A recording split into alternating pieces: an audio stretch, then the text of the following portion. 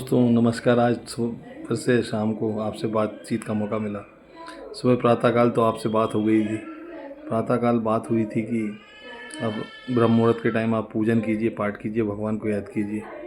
आज फिर से हमें किसी न किसी टॉपिक पे बात करना चाहता हूँ। दोस्तों मैं तो आपसे सुबह के लिए आपसे कहता ही हूँ कि सुबह भगवान को, प्रभु को याद कीजिए।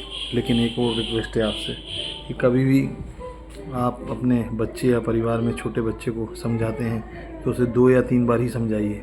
ज़्यादा अगर आप उस पर टॉर्चर करेंगे, समझाएंगे, तो वो आपका सबसे बड़ा दुश्मन हो जाएगा। क्योंकि आजकल के बच्चे शॉर्टकट ज़्यादा अपनाते हैं और आजकल का जीवन बड़ी जल्दी और रफ्तार वाला जीवन है। तो जीवन में हमेशा ये सोच के चलिए कि अगर हमारे परिवार में कोई बच्चा बिगड़ने की कोशिश कर रहा है या कुछ गलत लोगों की संगत में है तो उसको अच्छे संस्कार दीजिए और वो 2-1 बार समझाइए। इतने में वो समझ गया तो बहुत अच्छा है, वो अच्छा बच्चा होकर निकलेगा। ये मेरा एक्सपीरियंस है और मेरा आपसे कहना भी है कि आने वाले टाइम में जो नए लोग और नई जनरेशन आ रही है वो बड़ी जल्दी शॉर्टकट अपनाना चाहती है और जल्दी से जल्दी कुछ करना चाहती है। तो इसलिए जीवन में कभी भी किसी चीज़ को लेकर जल्दबाजी मत कीजिए। हमेशा संघर्ष में विश्वास कीजिए और प्रभु को याद कीजिए, प्रभु का नाम लीजिए, उसके बाद कोई भी काम कीजिए तो आप हमेशा सक्सेस रहेंगे। और जीवन का मूल मंत्र यही है कि जीवन में अगर सक्सेस होना हो तो हमेशा आप लॉन्ग टर्म में विश्वास कीजिए, शॉर्ट टर्म में विश्वास मत कीजिए। शॉर्ट टर्म वाले लोग बड़ी जल्दी नीचे गिरते हैं और भविष्य में आगे नहीं बढ़ पाते हैं। लॉन्ग टर्म वाले का एक्सपीरियंस होता है तो उन्हें एक्सपीरियंस के आधार पर हमेशा जीवन में संघर्ष पार करके आगे निकलते हैं। और भगवान को याद कीजिए, प्रभु को याद कीजिए। आपसे यही निवेदन है।